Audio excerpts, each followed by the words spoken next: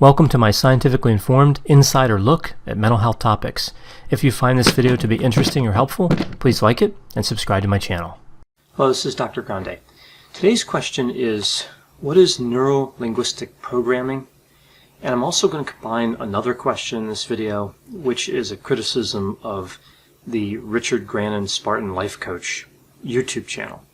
Now, this may seem unusual that I'm combining a theoretical model with a criticism of a YouTube content creator, but my main criticisms of Richard Grannon's channel really revolve around neuro-linguistic programming. So I really have to explain that in order to explain my criticisms. So to start out, I'll be taking a look at neuro-linguistic programming, NLP, I'll call it NLP from here on out, and conducting this criticism of the Spartan Life Coach channel. So before I get too far into that, just a point of clarification. When I criticize another YouTube content creator, I'm criticizing the channel, criticizing the content on the channel, and not the person. And I will include both negative criticisms and positive aspects as well. So it's not just going to be negativity, and it's not just going to be positivity. So let's get started with NLP, Neuro-Linguistic Programming. I've had a number of requests for this.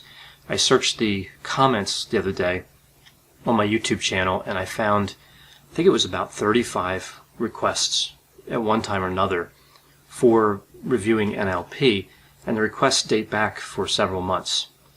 So what we know about NLP is that it's used by sometimes counselors, but mostly life coaches. And I've talked about life coaches before, so I won't revisit that topic too much. But life coaches aren't the same thing as mental health counselors. And we see some problems with some life coaches in terms of making promises and claims and not having correct training, certification, licensure. Again, I've covered this before, but suffice it to say, I have concerns about life coaching and the life coaching industry. So an interesting dynamic has emerged around NLP and life coaching, in that, again, we have all these life coaches out there, and some of them are NLP coaches. And the NLP coaches often hold themselves out as superior to regular or standard life coaches. So I find this distinction interesting, right? You have this group, the NLP coaches, you have this other group, the life coaches. They're really doing the same thing, and I'll kind of get to that in a moment, but they're kind of doing the same thing, but they've developed a system, at least in the mind of many NLP coaches, of superiority. And when I use the term NLP coaches or regular life coaches, I am talking about those that don't have licenses. Some coaches, again, are mental health clinicians, and they add coaching to what they do. I'm talking about the coaches here that are not mental health clinicians. They're not licensed. So NLP coaching offers, in theory, more variety, more options than regular life coaching. And you see all these claims on these different websites. I looked at many in researching for this video. They say it'll help you achieve greater success, more lasting results for clients. They say that standard life coaching won't help build up a person's self-esteem or confidence, and NLP coaching will. We see these claims that NLP coaching is what's necessary to release negative emotions like sadness and fear and anger. And we also see these claims that NLP coaches make more money than life coaches.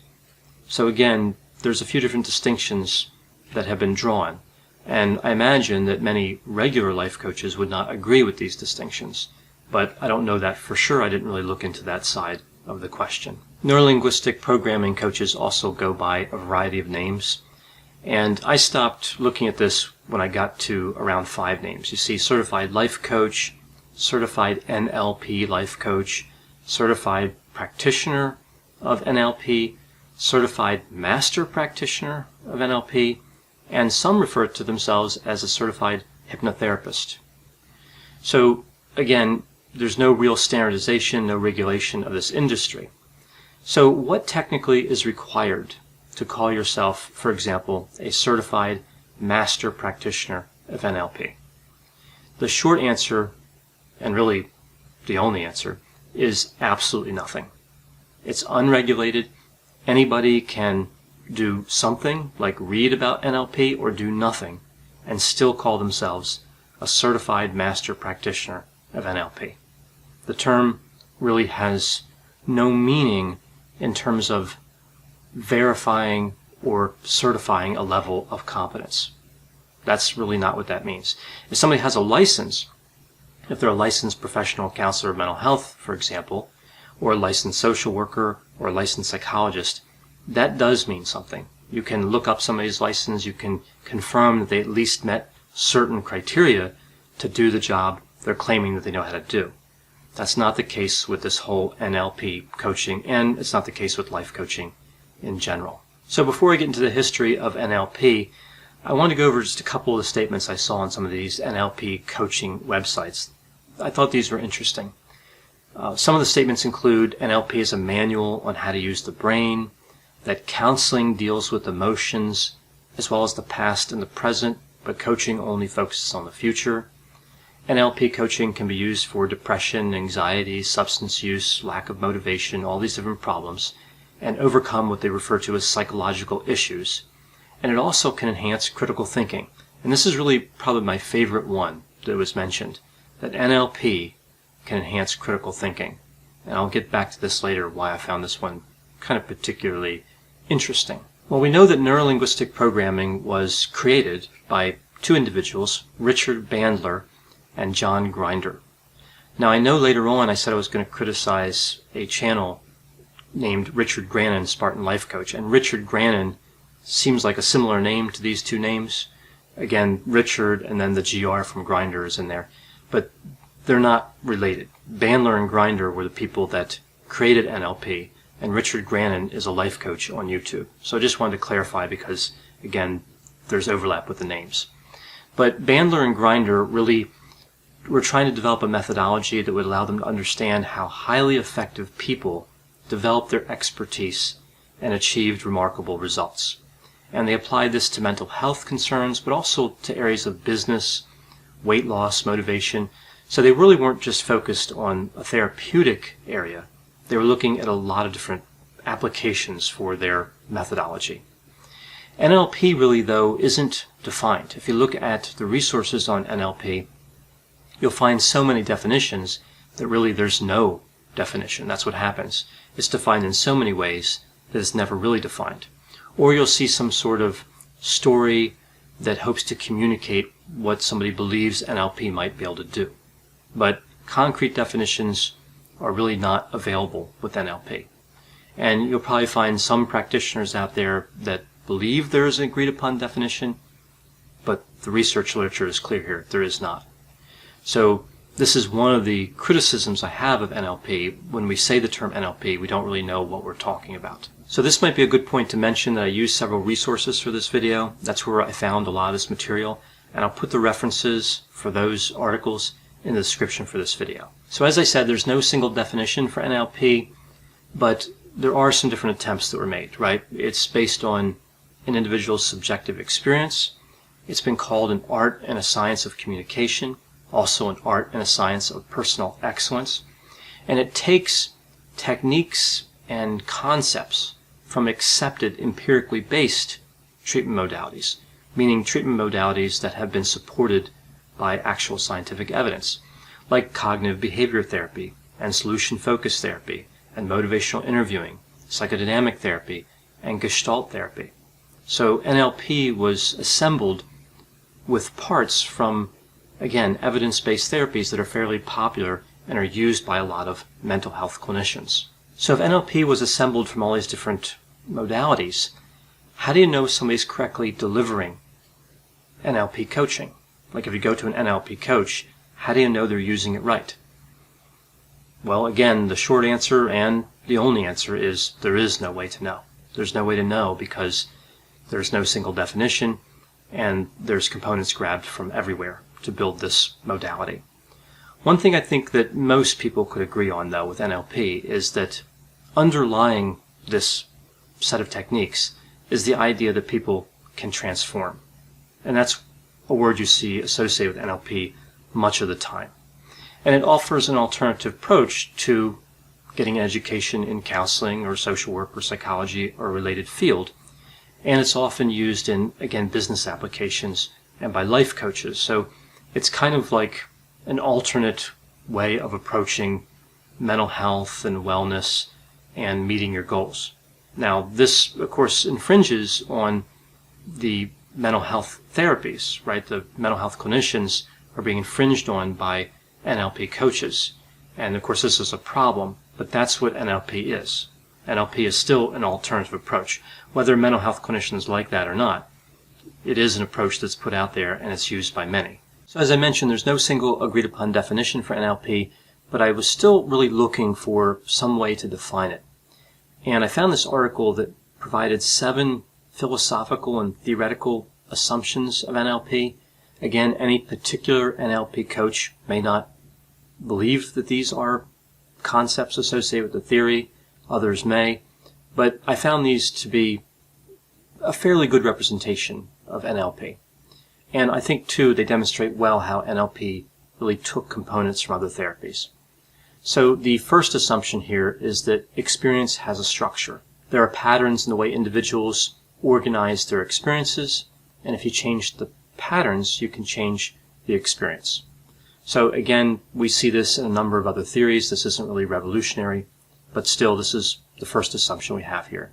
The next one is the map is not the territory. And you'll see this one fairly often on these different NLP coaching websites. Individuals' perceptions are a subjective account of the reality, and everybody sees the world through filters. This is really taken straight from cognitive behavioral therapy. Many of the cognitive behavioral therapy traditions, modalities, use this as an assumption. They don't call it the map is not the territory. They don't use that language, but the idea of subjective experience. The third idea here is that the mind and body are one system, and there's a relationship between mental and physical states. Again, I think this is fairly obvious. Other theories have this. Now, the fourth assumption we also see with a variety of therapies, although maybe not as extreme, it says that people work perfectly, that it's more useful to think of people as effective than faulty or dysfunctional. I think most modalities would have a positive view of the human condition, but not go to this extent of saying that people work perfectly. The fifth assumption is that individuals have all the resources they need, so they have all the abilities and talents that are already there, they're just untapped. There are a few counseling modalities where you would see this, but not as many as you would see with some of these other assumptions.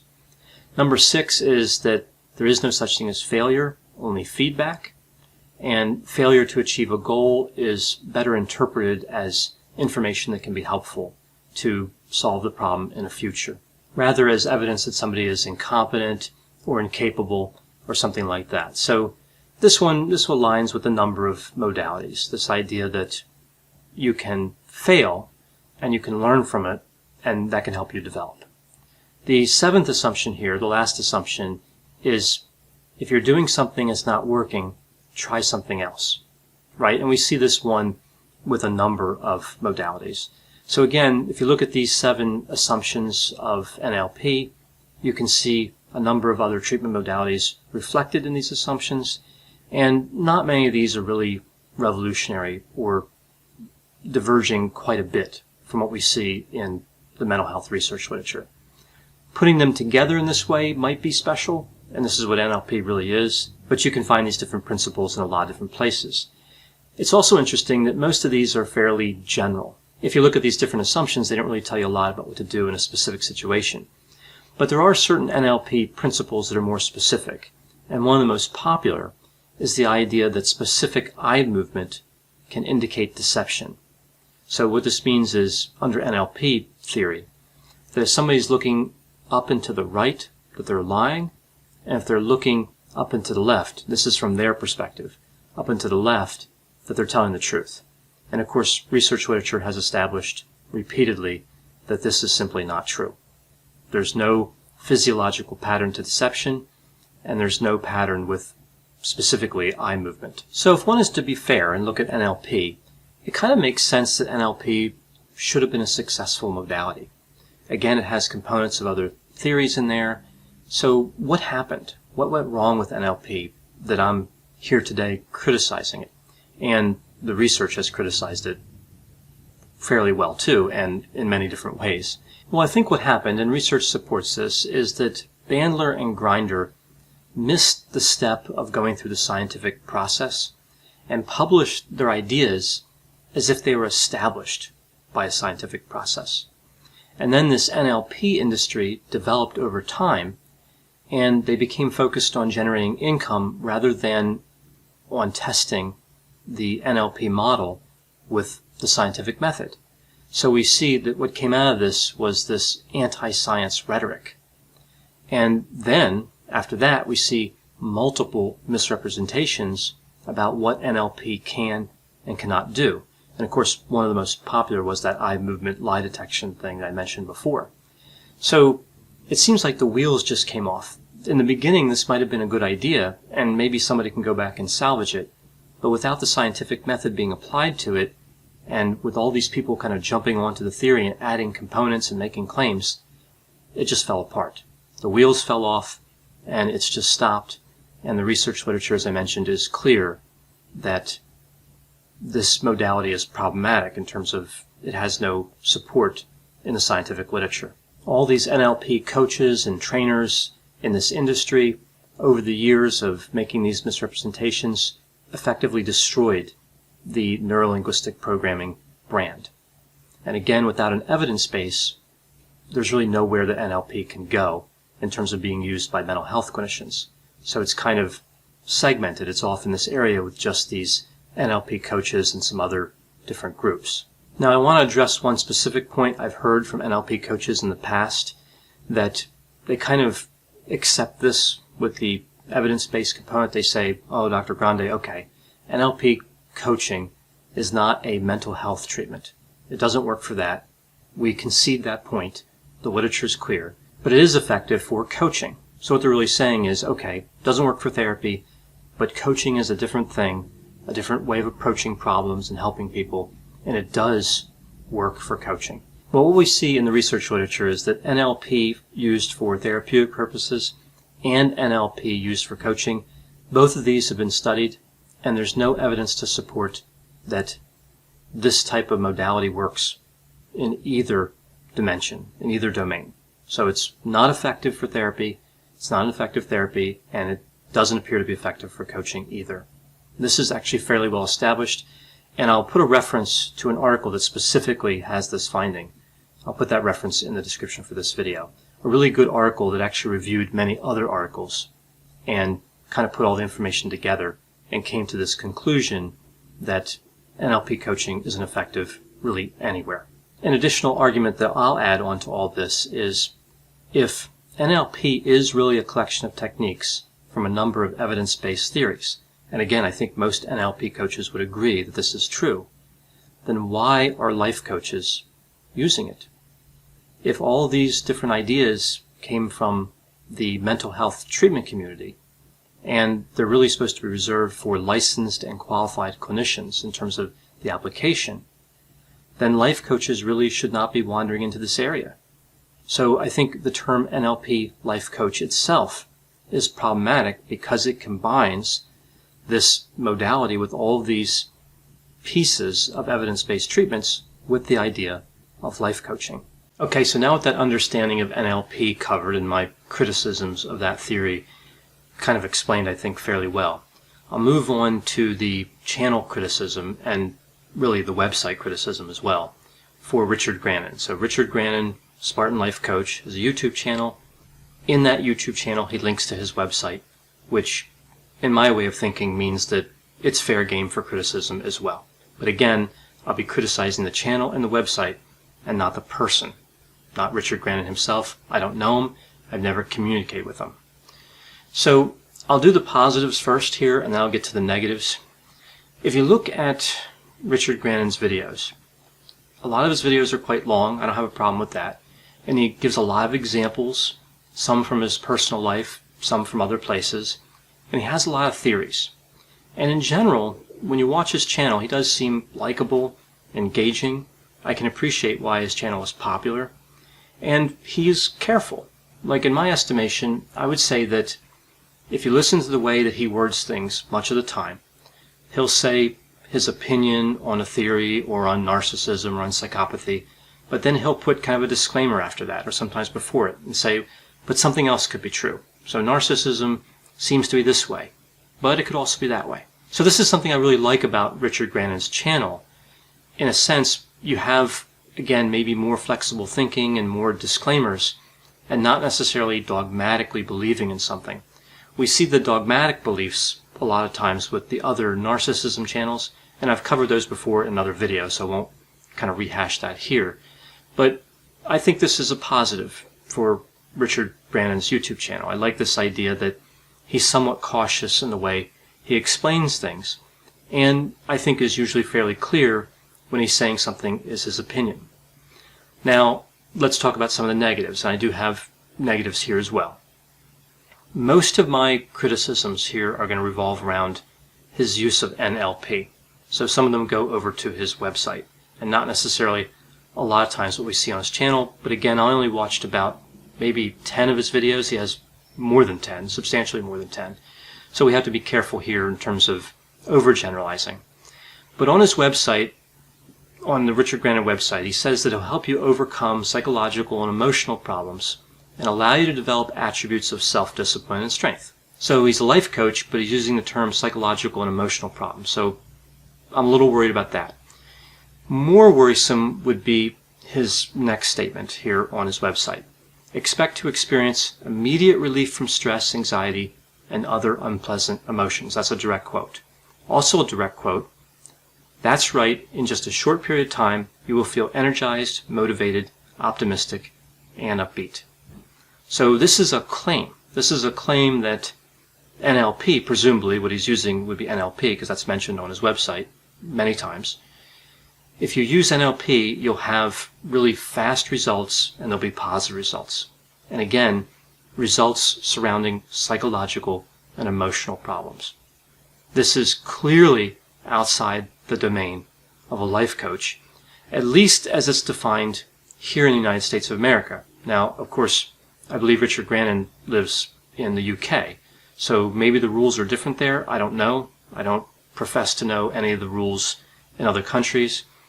But in terms of advertising here in the USA, when somebody in the United States watches one of these videos, they're not getting a licensed professional counselor or some other licensed clinician. They're getting somebody who is making claims about helping psychological and emotional problems, who is in fact representing themselves as a life coach.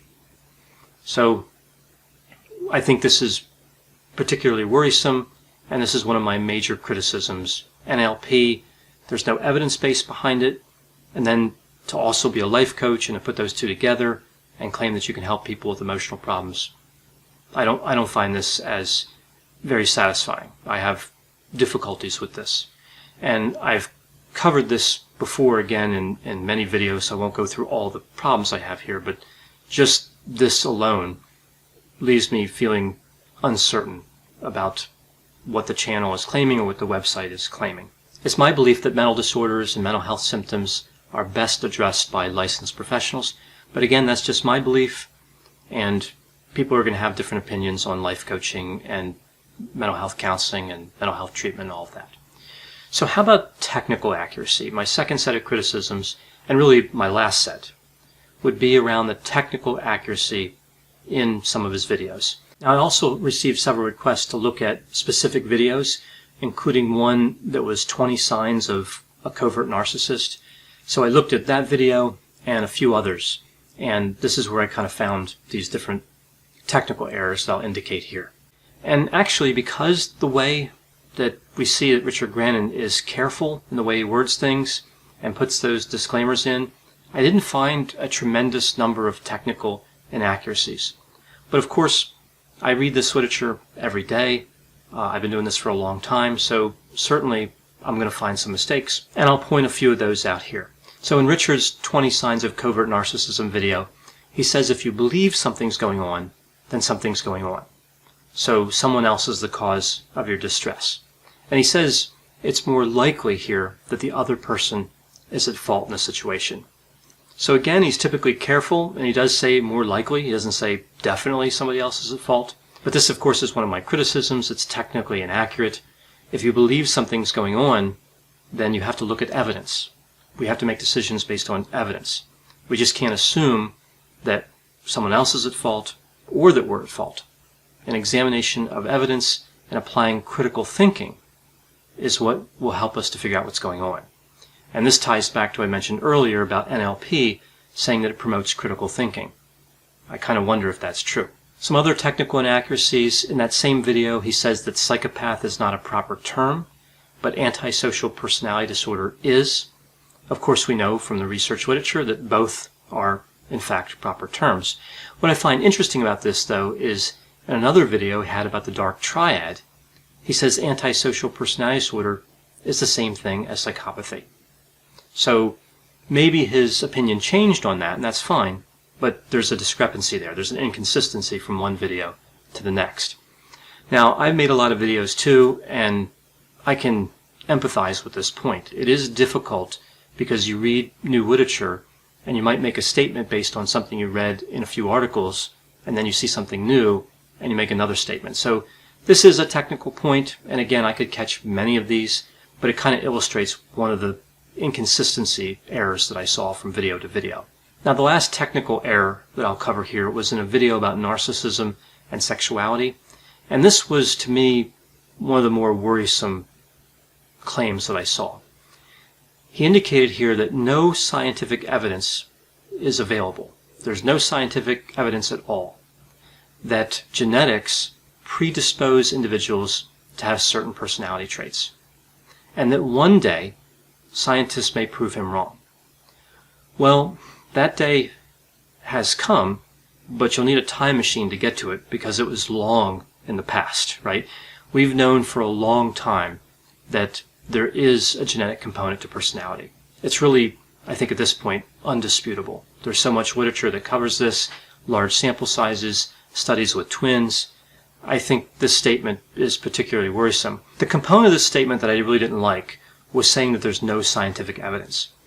If Richard Grannon wanted to say on his channel that he doesn't believe that genetics can contribute to personality, well, that's a whole nother statement.